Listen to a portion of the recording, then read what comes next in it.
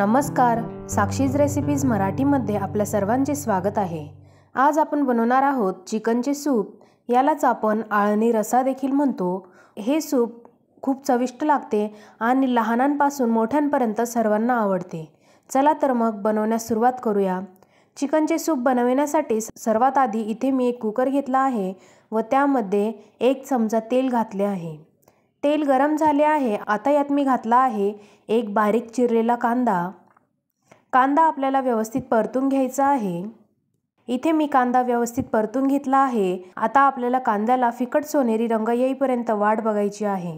इथे तुम्ही बघू शकता कांद्याला मस्त फिकट सोनेरी रंग आला आहे।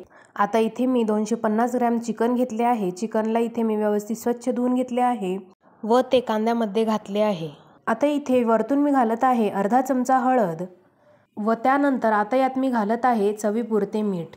संपूर्ण चिकनला आपल्याला कांदा, मीठ व हळदमध्ये व्यवस्थित परतून घ्यायचे आहे। इथे मी चिकन व्यवस्थित परतून घेतले आहे। आता यात मी घालत आहे बारीक चिरलेली कोथिंबीर। चिकनला आपल्याला असेच पाणी न घालता 4 ते 5 मिनिट व्यवस्थित शिजवून घ्यायचे आहे।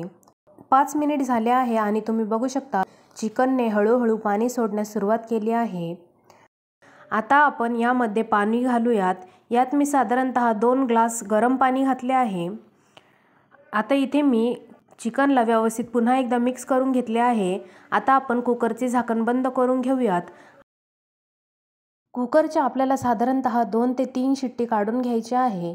2 शिट्टीमध्ये देखील चिकन पटकन शिजते।